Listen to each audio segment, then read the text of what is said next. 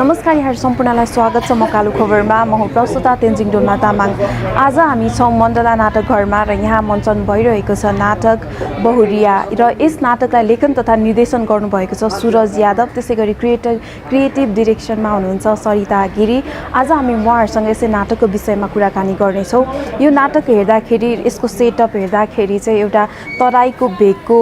नाटक जस्तो लागे तापनि यो चाहिँ हरेक महिलाहरूले चाहिँ एउटा ड्रिम पार्टनर अनि विवाहलाई लिएर चाहिँ रिलेट गर्ने खालको नाटक रहेको छ। सो आज हामी यसै नाटकको विषयमा कुराकानी गर्नेछौँ। सर्वप्रथम उहाँलाई यस कार्यक्रममा हामी स्वागत गरौँ। यहाँ दुवैजनालाई स्वागत छ म कालु खबरमा। यहाँहरूको नाटक बहुरिया चाहिँ यतिखेर मण्डला नाटकघरमा मञ्चन भइरहेको छ र मैले पनि हेरेँ र पर्सनली मलाई पनि यो नाटक चाहिँ एकदमै धेरै राम्रो लाग्यो। सो आज हामी यही नाटकको विषयमा चाहिँ यहाँहरूसँग कुराकानी गर्नेछौँ। अनि यो नाटक जुन छ बहुरिया यो चाहिँ कसरी कन्सेप्ट आयो, यहाँहरूले कसरी बनाउनुपर्छ यो विषयमा चाहिँ भने यहाँहरूलाई चाहिँ कसरी लागेको थियो? यो मैले चाहिँ लेख्ने बेलामा म भित्री मधेसकै मान्छे हो र त्यहाँ चाहिँ मलाई कहाँबाट कन्सेप्ट सुरु गरेर केटी मान्छेको बिहे हुँदाखेरिको र त्यो छुट्टिने बेलाको जुन पेन हुन्छ नि, त्यो बिदाई लिने बेलाको त्यो रुवाई देखेर नि मलाई क्या अचम्म लाग्थ्यो क्या। त्यो रुवाई केटी मान्छेहरू बिहे गर्ने बेला, त्यो जाने बेला, आफ्नो आमा बुवाको घर छोड्ने बेलाको रुवाई देखेर मलाई क्या पेन फिल हुन्थ्यो। अनि त्यसपछि र बिहे गरिसकेपछि जब सासू ससुराको घरमा जान्छ अनि त्यहाँको अवस्था के उनीहरूको जुन एउटा सपना हुन्छ, बिहे गरिसकेपछि म यस्तो घर पाउला, यो होला त्यो होला, बुढो यो होला, र तर त्योभन्दा अपोजिट कतिजनाको भइदिन्छ। सबैको त हुँदैन तर कतिजनाको अपोजिट पनि भइदिन्छ क्या। अनि त्यो सपना देखेको मान्छे एउटा जब रुमभित्र एउटा थुनिन्छ, एउटा घरभित्र थुनिएर एउटा परिबन्धमा जब बाँधिन्छ नि, अनि त्यसपछिको उसको जुन लाइफ टाइम जसरी एउटा सफरमा बित्छ, अनि त्यो सफरिङ देखेर मलाई त्यो एउटा यो कन्सेप्ट आयो। खासमा एउटा मान्छे मैले सिम्बोलिक रूपमा एउटा कोठामा थुनिएको, तर यो समाजकै एउटा परिधिभित्र एउटा महिला मान्छे कसरी परेर उसको इनर सफर कसरी चाहिँ जाँदो रहेछ भनेर चाहिँ मलाई फिल भएर मैले यसलाई चाहिँ लेख्न थालेँ खासमा, र यसरी नै लेखिएको यो कुरा। यो जुन क्यारेक्टर छ रियल लाइफ इन्सपायर क्यारेक्टर हो कि फिक्सनल क्यारेक्टर हो? यसमा रियल र फिक्सनल दुइटै हो खासमा। ठ्याक्कै रियल पनि भन्न मिल्दैन र पुरै चाहिँ फिक्सनल पनि भन्न मिल्दैन। कतिको भोगाए योसँग मिल्दो रहेछ। धेरैजना चाहिँ आफ्नो इच्छा विपरीत मन नपरेको मान्छेसँग बिहे गर्नु पर्दो रहेछ। मलाई बिहे गर्न मन छैन होला नि त, बिहे गर्न मन हुँदैन, तर पनि समय र त्यो परिस्थितिले गर्दा बिहे गर्नुपर्छ। तर पनि त्यो बिहे गर्नु नराम्रो होइन, बिहे गर्नुपर्छ, तर बिहे गरिसकेपछि पनि सोचेअनुसार नहुँदाखेरि एउटा परिबन्धमा बाँध्नुपर्छ र निश्चित घरभित्र एउटा त्यो दायरामा बस्नुपर्छ। अनि त्यसपछिको अवस्था जुन मान्छेलाई भोग्नुपर्छ नि, त्यसलाई नै त्यसरी मैले चाहिँ गर्नु। एउटा कुनै यहाँले पनि कुनै वरपर त्यस्तो देख्नुभएको थियो कि इन्सिडेन्टहरू?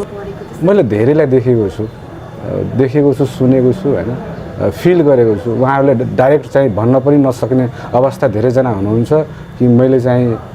मलाई मन नहुँदै म बिहे गरेर मेरो अवस्था यस्तो छ पनि भन्न सक्ने अवस्था छैन धेरैजनाको क्या। अनि त्योहरू देख्दा भोग्दा सुन्दा मलाई फिल भएको होइन, यो चिज चाहिँ निकाल्नुपर्छ जस्तो लागेर मलाई। हजुर, अनि यसमा चाहिँ अब केटी मान्छेको इमोसनहरूलाई चाहिँ एकदमै राम्रोसँग देखाउनु भएको छ क्या, भित्रै गहिरिएर। अनि यहाँहरूको यो पक्कै पनि सहकार्यकै नतिजा होला होइन? सो उहाँ म्यामको चाहिँ कतिको योगदान रह्यो, कतिको हेल्प भयो, अनि यहाँहरूले चाहिँ कतिको रिसर्च गर्नुभएछ यो विषयमा चाहिँ? क्रिएटिभिटीको हिसाबले दिदीले साँच्चै नै धेरै आइडियाहरू चाहिँ इनपुट गर्नुभयो त्यसमा। त्यो दिदीले भन्नुहुन्छ होला, प्लिज। यो सुरजले यो नाटक गर्ने मलाई धेरै अगाडिदेखि थाहा थियो। ऊ हाम्रो लगभग मन्जिरा नाटक गर्ने बेलादेखि नै स्क्रिप्टमा बसिरहेको थियो। अनि ऊ कुन चाहिँ नाटक गर्ने भनेर चाहिँ उसँग धेरै स्क्रिप्टहरू छ, मतलब उसले आफैले लेख्छ। अनि लेखिसकेपछि त्यो कुन चाहिँमा गर्ने भनेर ऊ आफै पनि दोधारमा बसिरहेको समयमा चाहिँ अनि यो गरौँ कि त्यो गरौँ कि उसले चाहिँ मलाई त्यो हाम्रो नाटक यहाँ भइरहेको बेलामा मन्जिरा भन्ने नाटक भइरहेको बेला पनि उसले मलाई म तपाईँलाई एउटा स्क्रिप्ट पढ्न दिन्छु दिदी, पढ्नु, अनि कस्तो लाग्छ भनेर मलाई बारम्बार उसले भनिरहँदा चाहिँ मैले चाहिँ के भन्थेँ भने उसलाई, उसँग 2-3वटा स्क्रिप्ट थियो, ऊ दोधारमा थियो कुन चाहिँ गर्ने भनेर। त्यो प्रोसेसमा चाहिँ तिमीलाई अहिलेको समाज, अहिले हाम्रो जुन सोसाइटी छ कुन चाहिँ इम्प्याक्टफुल हुन्छ, देखाउँ कुन चाहिँ लागिरहेछ, मतलब लाइक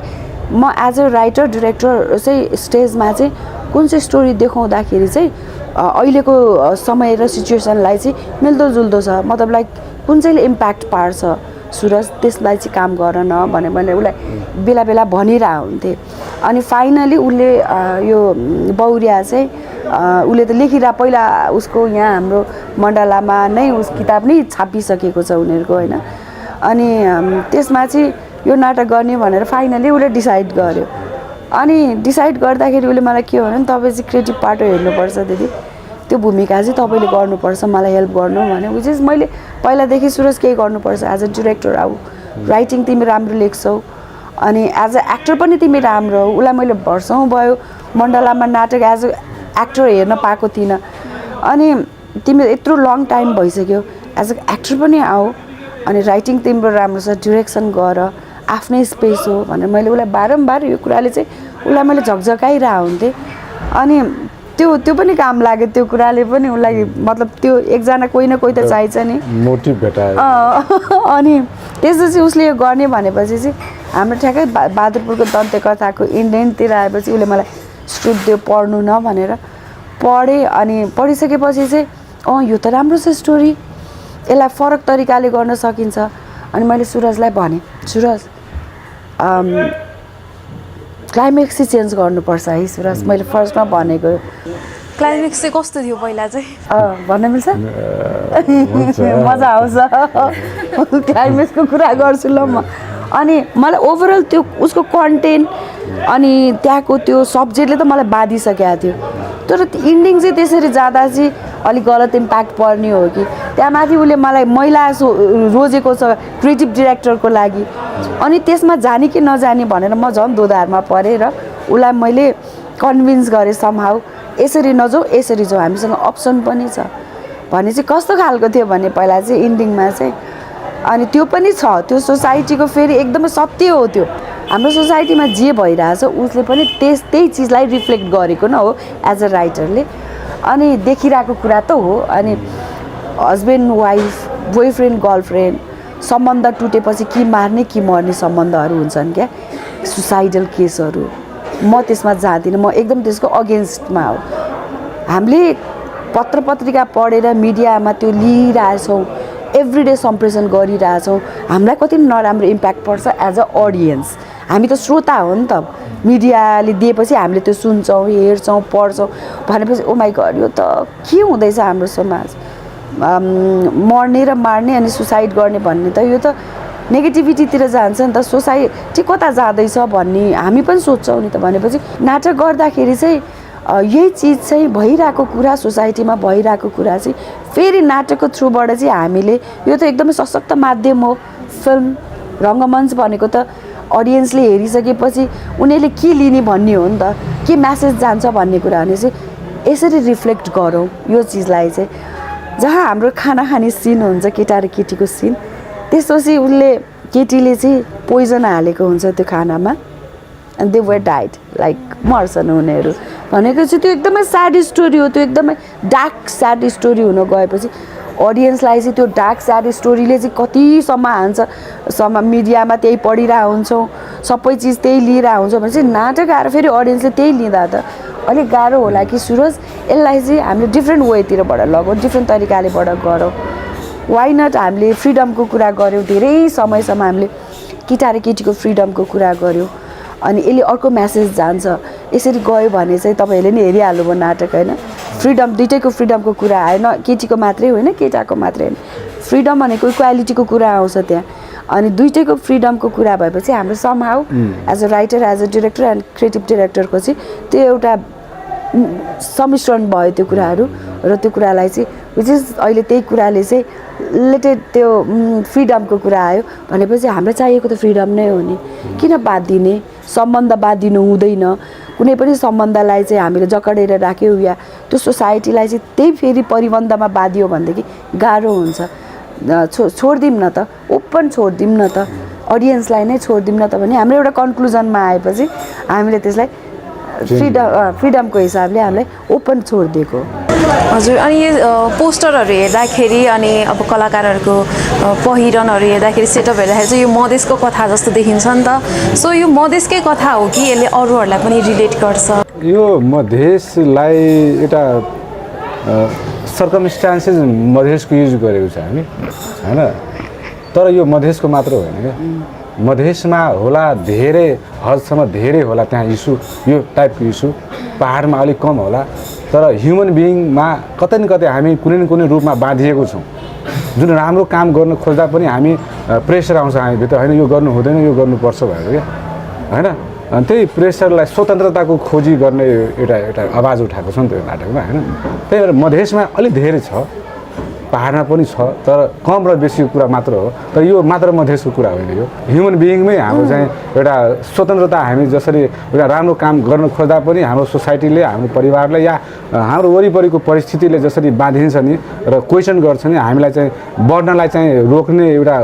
परिस्थिति ल्याइदिन्छ नि त्यही लाई मैले चाहिँ देखाउन खोजेको यो मात्र मधेसकै मात्र भन्न मिल्दैन यो सुरजले भनेको एकदमै ठिक हो किनभने होला परिस्थिति फरक होला समय फरक होला या कल्चर फरक होला या त्यो सोसाइटीको कुराहरू फरक होला तर सम्बन्धका कुरा त एउटै हुन्छ नि त्यसको फरक रूपले आउला होइन तर कन्टेन्ट र स्टोरी मधेसकै भए पनि तर त्यहाँ बाँच्ने कला पात्रहरू चाहिँ यही सोसाइटीकै हो मतलब सबै सोसाइटी हाम्रै यही मिश्रित सोसाइटीकै हो भनेपछि त्यसले त्यो प्रतिनिधित्व पात्र मात्रै भयो दुईजना मधेस मुलुकको सोसाइटी मधेसको तर हरेक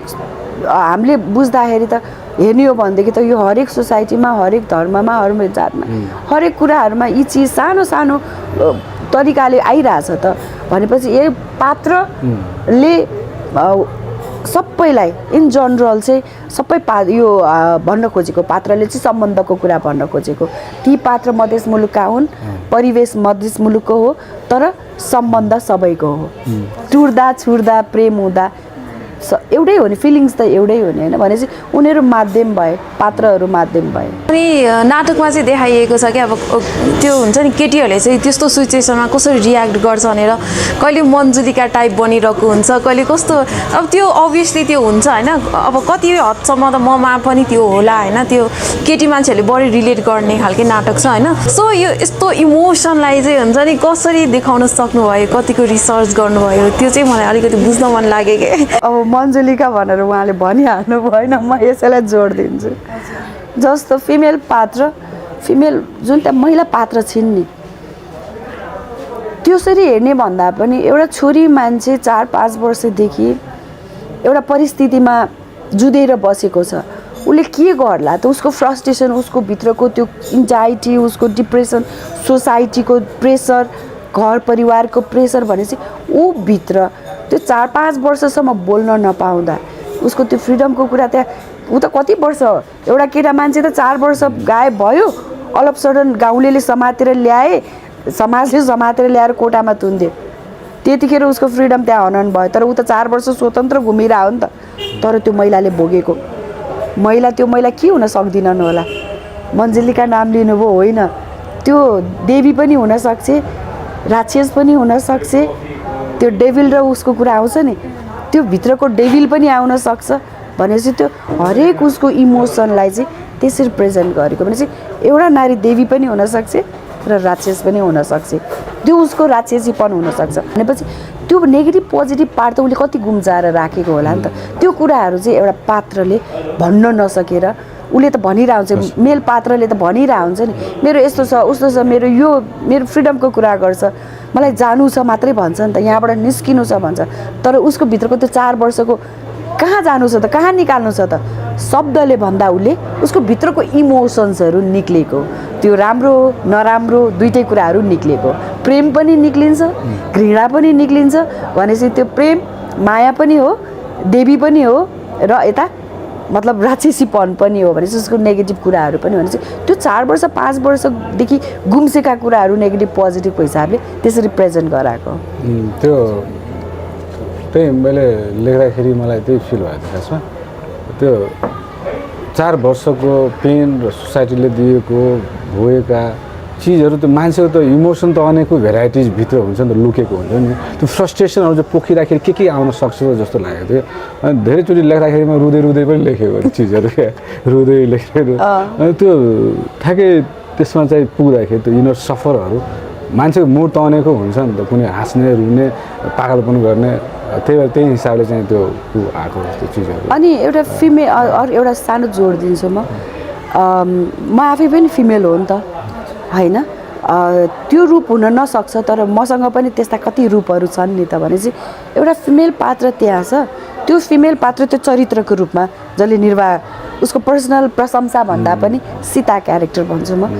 त्यसले भोगेका कुराहरू सम्हाउ मैले पनि भोगिरह होला आज क्रिएटिभ डिरेक्टर उसलाई कसरी ल्याउने डिरेक्टरले त्यो कुरालाई कसरी पोर्ट्रेट गर्ने भन्ने कुरा चाहिँ यसरी जाउँ न त यसलाई चाहिँ यसरी लगाउँ न त छोरी मान्छे चाहिँ त्यो चार दिवारी मारेर घुम्टो मात्रै गर्ने होइन लगाएर बोल्ने होइन उसले घुम्टो खोल्दाखेरि उसको रेभुलेसन के हो त उसको घुम्टो त्यो समाजमा उसले घुम्टो खोल्नु भनेको साडी गर्नु भनेको उसको लागि ठुलो रेभुलेसन हो त्यो भनेको उसकोमा आर्ट आउनु पर्यो त्यो आर्ट आउनु के को लागि 4 वर्षको त्यो जुन उसले गुम्साएर राखेको कुरा चाहिँ आर्टको कुरा हो नि त भनेपछि उसको त्यो कुरा निक्लेका हुन् व्यक्त भएका हुन् शब्दले भन्दा पनि फिजिकल्ली व्यक्त भएका हुन् उसको मेन्टल्ली उसले भोगेका कुराहरू व्यक्त भएका हुन् अनि म फिमेल भएको नाताले अनि त्यो पाटोलाई त अझ स्ट्रङ बनाउनु पर्यो कसरी लाँदा हुन्छ सुरज यसरी लैजाऊ लुजाऊ ट्रस्ट मी अफकोर्स त्यो त मैले भने नि म आफै पनि फिमेल भएको नाताले ममा पनि त त्यस्तो इमोसन्सहरू कति छन् होला तर यो पात्रलाई चाहिँ सीतालाई चाहिँ कसरी लाने भन्नेले चाहिँ मलाई चाहिँ हाम्रो एभ्री टाइम हाम्रो सुरज र म डिस्कस भएर त्यो पात्रलाई चाहिँ यसरी लैजाऊ किन नर्मल त्यो पात्र हुँदै होइन जब उसले लेखेर त्यो पात्रलाई लेखेको छ उसले यो यसरी हुनसक्छ भनेर त्यसलाई कसरी अर्को तरिकाले लाने भनेर हामीले लामो डिस्कस गरेर पनि त्यो पात्रलाई चाहिँ त्यसरी बनाइएको हो त्यहाँ एउटा सीता भन्ने क्यारेक्टर जुन हुनुहुन्छ उहाँ त तराई अब क्षेत्रबाट हुनुहुन्न नि त सो उहाँलाई चाहिँ काम गराउनुको लागि चाहिँ कतिको अप्ठ्यारो पऱ्यो तपाईँहरूलाई कतिको सहज भयो सबैभन्दा सजिलो नै उसलाई भएको थियो सजिलो भएको हो त्यति अप्ठ्यारो उहाँले चाहिँ हामीलाई गर्नु भएन एकदमै सजिलै तरिकाले उहाँलाई एडप्ट गर्नुभयो भाषादेखि लिएर क्यारेक्टरदेखि लिएर एकदम सजिलो तरिकाले उसलाई कस्तो भयो भने ऊ अलिकति तराई मुलुकसँग अलि अगाडि नै काम गरेको हुनाले अलिकति केही छेड समय उता तराई मुलुकमा पनि तर सजिलो छैन ती तराईमै उतै बस्नेहरूलाई त ल यो नाटक गरौँ न भन्यो भने गाह्रो हुन्छ पर्वतीहरूलाई त्यो अडप्ट गर्नको लागि अनि उसले यसो मजाले सहज तरिकाले मजाले लिदियो हरेक उसले ट्रान्सलेसन गरेका शब्दहरू मजाले लिदिने क्या मतलब टोन मात्रै होइन क्या त्यसको लामो लामो शब्दहरू बोल्नलाई त गाह्रो हुन्छ नि होइन तर उसले मजाले यति सजिलो उसँग काम गर्नलाई चाहिँ सुरजलाई ऊ त आफ्नै भाषा भयो उसको सजिलो त अभियसली नै भइहाल्छ तर उसँग झन् त्यो भाषामा काम गर्न त झन् मजै आएको थियो सजिलै गऱ्यो उसले अहिलेसम्म अडियन्सहरूबाट चाहिँ यहाँले कस्तो कस्तो रेस्पोन्सहरू पाउनु भइरहेको छ त एक्सपेक्टेड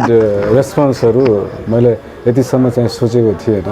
र मलाई जहिले डर थियो एक टाइपको हाम्रो कथालाई कतिले मन पराउँदेला कि नपराउँदै एकदमै डर थियो सुरुमै अनाउन्स हुँदा पनि मैले डर त्योलाई पनि मैले भनेको थियो कुरा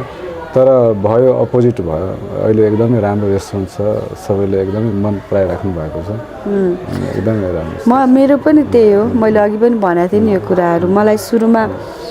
म आफै यहाँ हुर्केको मान्छे अनि म तराईसँग त्यति फ्यामिलीहरू छुइनँ तर थाहा छ मलाई कति कुराहरू थाहा छ साथीभाइहरू हुनुहुन्छ उतैतिरको हुनुहुन्छ अनि अझ तर भित्रको डिटेलिङ धेरै कुराहरू त थाहा छैन नि अनि मलाई चाहिँ सुरुमा चाहिँ ओहो म एकदमै डराएको थिएँ सुरजभन्दा पनि अझ म डराएको थिएँ ऊ त राइटर डिरेक्टर हो नि त अझ मलाई डर लागिरहेको थियो त्यो चिजमा चाहिँ त्यसमा रचनात्मक तरिकाले कसरी प्रेजेन्ट गर्ने भन्ने कुराले चाहिँ मलाई चाहिँ बडो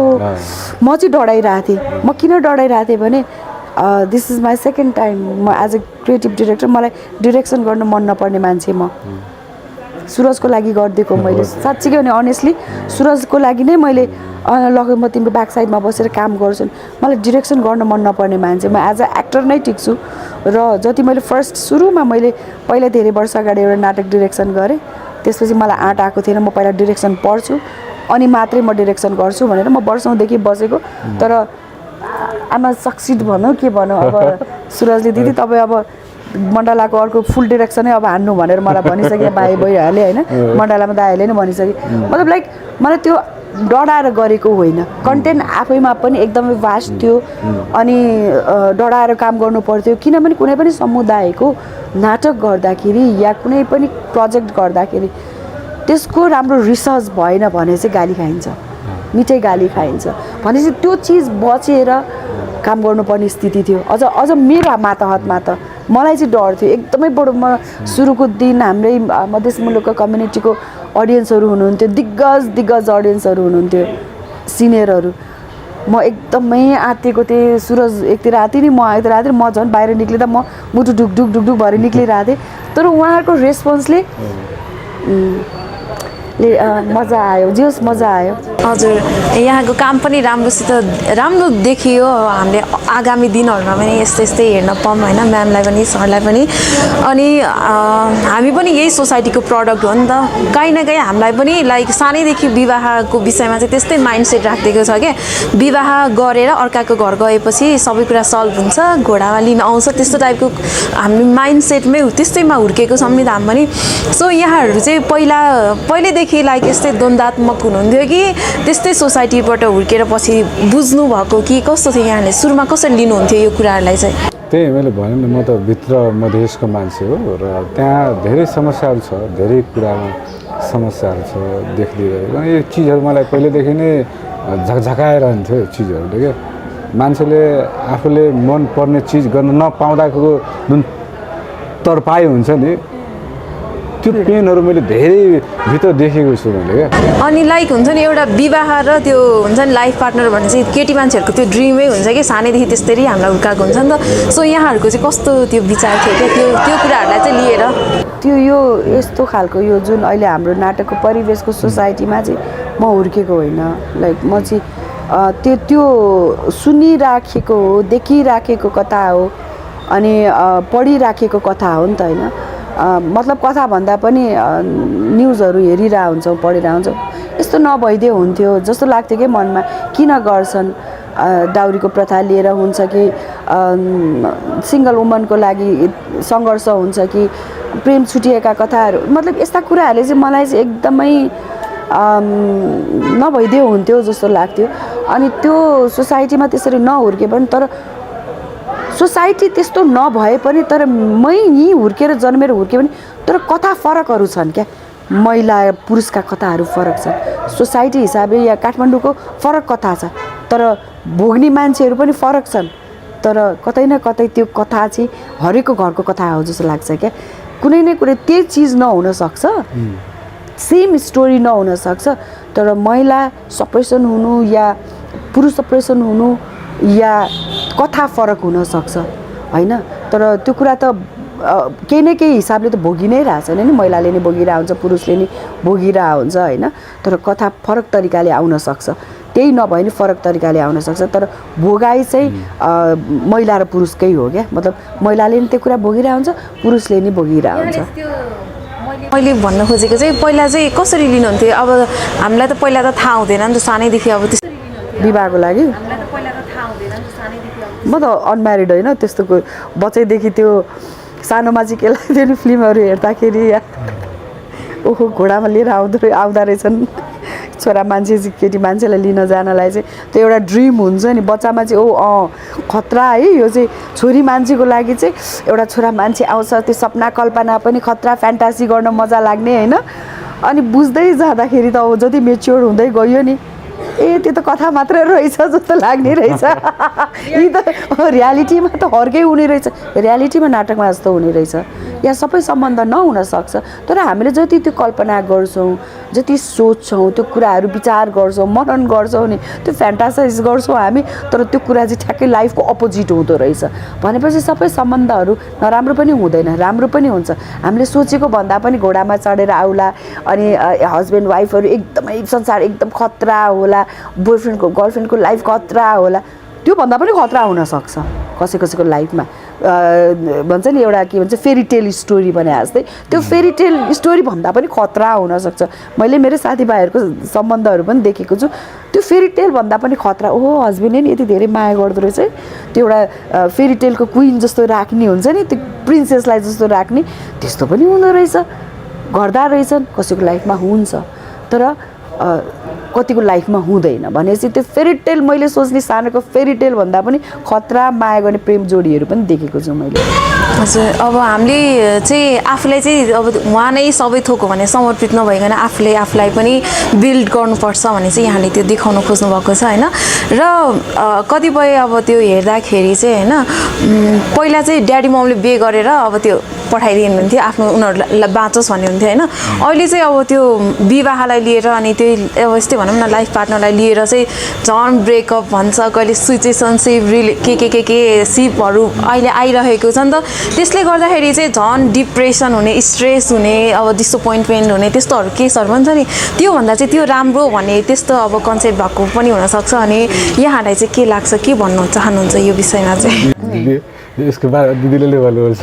यो चाहिँ मलाई कस्तो लाग्छ भने मैले अघि नै भने नि यो कुरा जोडिसकेको छु जस्तो सबै सोल्युसन त्यो होइन अहिले इन्स्ट्यान्ट फुड जस्तै भएको छ क्या नि जस्तो इन्स्ट्यान्ट फुड समाउ त्यो मन परिन्जेल खायो मन परेन भने त्यो साइड लगाइदिने हाम्रो त्यो एकदमै क्विक भइरहेछ भनेको सम्बन्ध पनि त्यस्तै भइरहेछ क्या त्यो कस्तो भइरहेछ भने ल त्यो फ्रिडमकै कुरा होला नि त तँलाई फ्रिडम चाहिन्छ नि मलाई पनि त चाहिन्छ केटालाई केटाको बारेमा केही चित्त बुझेन भनेदेखि केटी मान्छेले ल रातारातै तेरो त आफ्नो तरिकाले बास म आफ्नो तरिकाले हुन्छ त्यो सम्बन्ध टिकाउनलाई चाहिँ गाह्रो रहेछ अहिलेको यसो हेर्दाखेरि सोसाइटीमा हेर्दाखेरि चाहिँ क्विक डिसिजन अनि क्विक डिभोर्स अनि छुट्टिहाल्ने अनि त्यो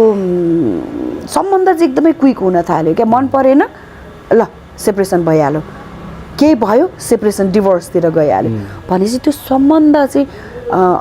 अगाडि बढाउनको लागि चाहिँ कसको गल्ती हो उसको गल्ती हो कि मेरो गल्ती हो कि छुट्नु नराम्रो होइन त्यहाँ बाँच्न सकिँदैन त्यहाँ सोफोकेसन हुन्छ भनेदेखि चाहिँ छुट्टेकै राम्रो तर सम्बन्ध कति कुराहरू चाहिँ टिकाउनको लागि पनि छुट्नुभन्दा सँगै बसेको पनि राम्रो हो कति कुराहरू चाहिँ नेगोसिएसन पनि हुन्छ होला छुटेको मात्रै राम्रो होइन कतिजनासँग छुटेर बस्ने त आज एकजनासँग छुट्यो भोलि अर्कोजनासँग छुट्यो पछि अर्कोसँग भनेपछि लाइफभरि छुट्टिने बाँधिने होइन मेरो बुवा आमा यत्रो 50 वर्षदेखि लाइफ बिताइरहनु भएको छ भने चाहिँ त्यो सम्बन्ध टिकाउनलाई उहाँहरूले कति सङ्घर्ष गर्नुभयो होला कति नेगोसिएसन गर्नुभयो होला तर अहिले त्यो छैन त्यो परिवेश चाहिँ मन परेन केही ल भोलि डिभोर्स मन परेन केही ल तिमी आफ्नो तरिकाले बाँच त्यो मात्रै सोल्युसन होइन त्यो मात्रै चाहिँ होइन जस्तो लाग्छ र नाटकमा केही कुरा बाध्यता थियो त्यो कुराले सेपरेसन भयो नि त दुईजना आफ्नो बाटो तर सोल्युसन फेरि त्यो मात्रै पनि होइन सायद केटाको फ्रिडमको कुरा नभएको भएदेखि त्यहाँनिर हामीलाई कति लास्टमा अडियन्सले नि केटा चाहिँ नगइदिए नि हुन्थ्यो बसिदेखि हुन्थ्यो सबैलाई चाहिँ त्यो कस्तो लाग्दो रहेछ नि केटा चाहिँ नगइदिया भयो हुन्थ्यो केटीले त्यति प्रेम गर्छ भनेदेखि केटाले त्यो किन नबुझेको उसको फ्रिडमको कुरा मात्रै पनि त होइन केटा बसिदिए हुन्थ्यो भन्ने लाग्दो रहेछ तर बिहाइन्ड द स्टोरी फेरि कुरा फरक छ नि त त्यहाँ केटीलाई पनि फ्रिडम चाहिएको छ केटालाई त्यो उसलाई त्यो मन छैन त्यो सम्बन्धमा भनेपछि उसलाई चाहिएको फ्रिडम भनेपछि केटी पनि किन त्यो बन्धनमा बाँचिराख्ने त भन्ने कुरा हो नि त छुट्ने टुट्ने अनि मिल्ने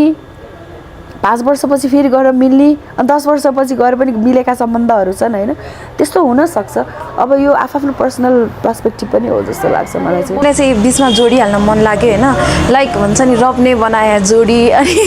के अरे त्यो सोलमेट भन्ने त्यो कुराहरूमा कतिको बिलिभ गर्नुहुन्छ यहाँहरू चाहिँ सम्बन्ध भनेको हावाहुरी जस्तो हुनु हुँदैन अहिलेको अवस्था चाहिँ त्यस्तै छ